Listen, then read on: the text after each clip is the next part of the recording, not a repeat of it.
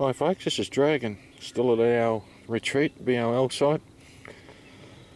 I made a video yesterday on a bit on rock geology of the place. And what we've got here in front of us is the sedimentary rock layer that spreads over a wide area here. Just got a close up of that. Now this is poking above the surface, but generally speaking around our side here, this sedimentary rock, it's very hard, quite thick in places, is not very far below the surface of the soil. Fortunately, when we put the pit toilet down, we hit a sweet spot and managed to get down 6 feet. But this is quite indicative of the geology of this place, and this is one of the reasons why we couldn't put any type of bunker in. Trying to crack this stuff and put any bunker in to any great depth.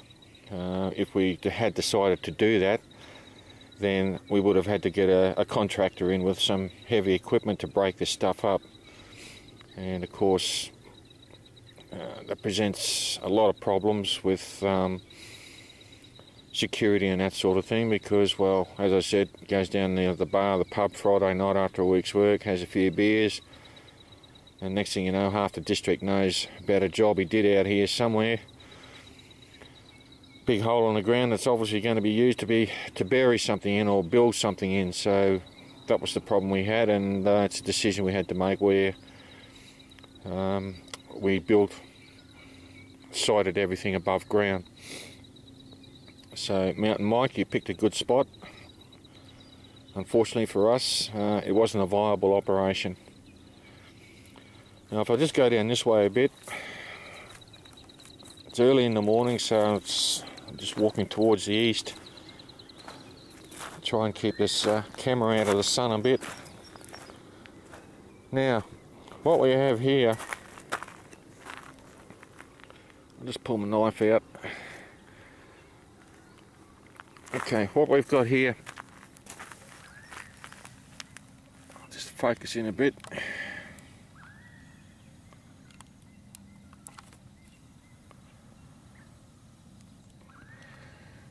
Okay, just there,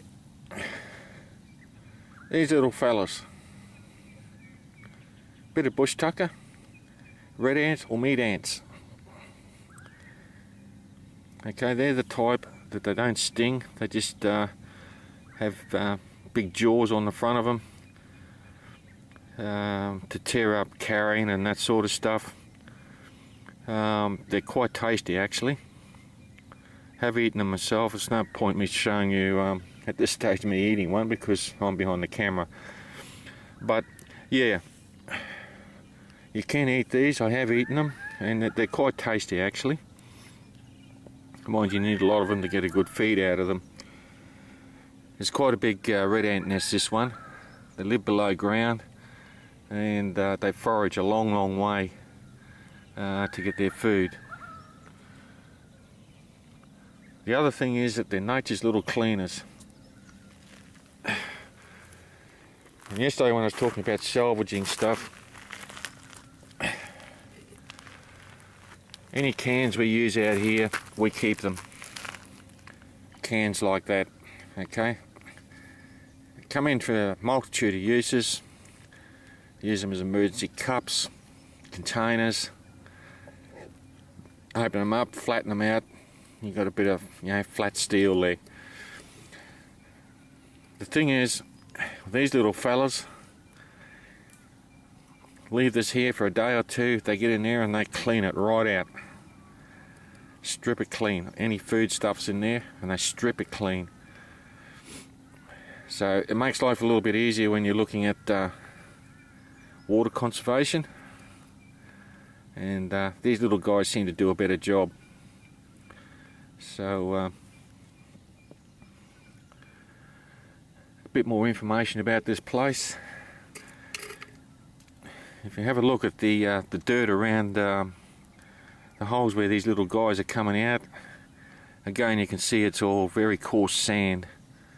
The river sand I was referring to yesterday. A lot of quartz in it, broken up sedimentary rock and so on. So we look after these little guys. Might throw them a scrap of food every now and then. Also very good for stripping down green bones, you know, like if you've done a hunt and you want to save the bones to do a bit of bone carving or whatever, that sort of thing. Just throw the bone on the top of this ant nest and they'll clean it up in a few days. So there it is, folks. Really like these little guys. In fact, a couple of years ago we had one jerk out here, got bored, decided to pour some gasoline down one of these holes and trying to burn them out. Well, needless to say, I won't repeat what I said to him, and lined his backside up for my boot. He's never been back. So, as I said, look after the land and look after you too. Just in front of us here, this is a juvenile ironbark tree, very young one.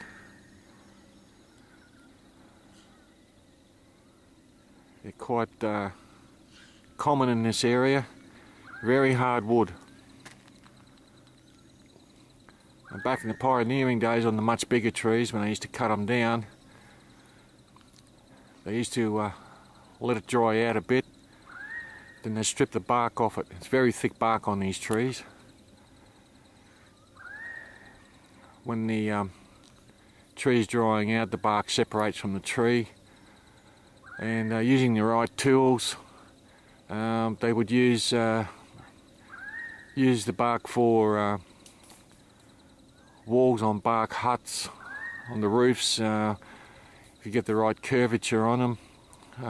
Much like the terracotta tiles they use in the Mediterranean, places like that, to form roof tiles.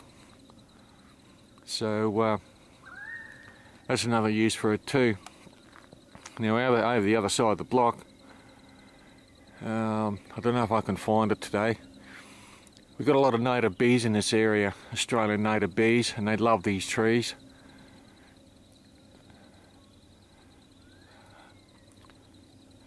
Very rich honey, about the size of a small fly they are. They don't sting.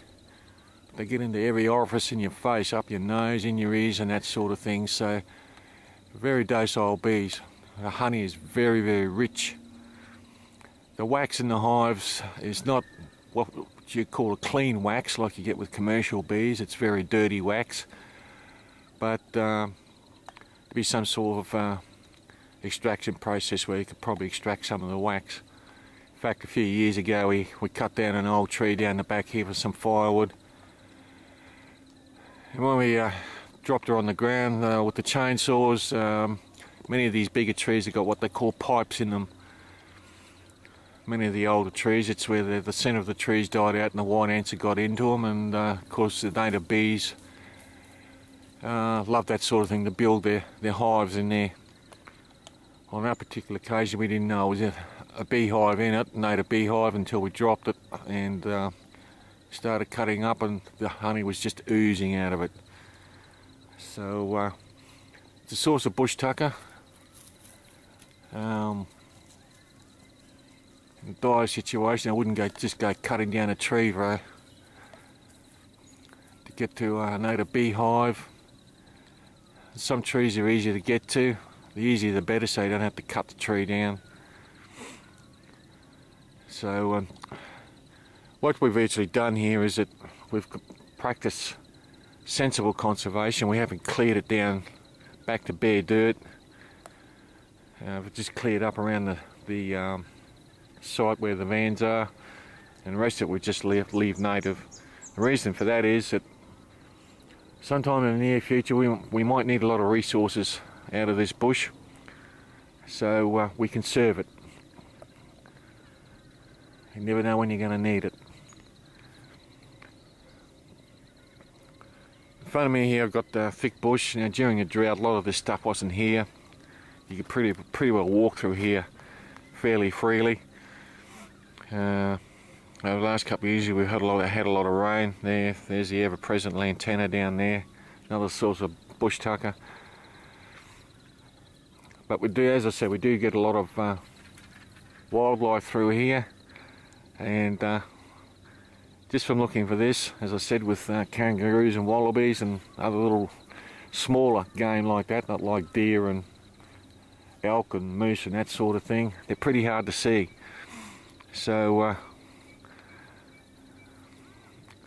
unless you know what you're doing, you can track animals. There are animal tracks in there, you know where they are certain times of the day. You've got to get to know the habits of the animals through the seasons and through the various times of day.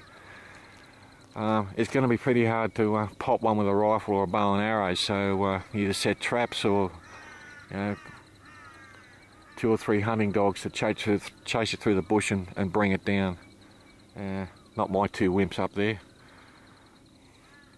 but you get the gist of it anyway.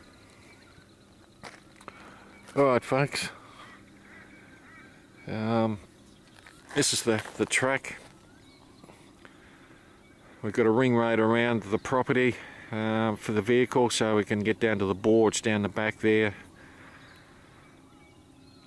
Follow the track down, chuck a left right down in the corner there, the boards along the back boundary. So we'll be down there probably later today or tomorrow. I'll give you a rundown on that. The problem is, as I said, water's a big problem in the Australian bush, and we rely on bore water. Now that's a weak point here because it's an electric pump. I need a generator to run it, and of course we're only going to have water here as long as we've got fuel and a generator to work the submersible pump. So that's a weakness, a weak point here. Short to medium term, it's viable if we've got enough fuel. Mind you, when it comes to water, for sustainable food production and that sort of thing, you need a lot of water. Apart from your daily routine stuff like cooking, washing, field hygiene and that sort of stuff. So if ever you're thinking about buying a piece of land somewhere for a retreat or BOL, really do your research. Location is very important, and water is one of your most important resources you're going to have and you're going to need. Unfortunately in this area, not much choice. Just about every property around here, apart from rainwater tanks, uses bore water. So it's a problem. But with a problem there's always a solution, so we're still working on that one. Thanks very much folks.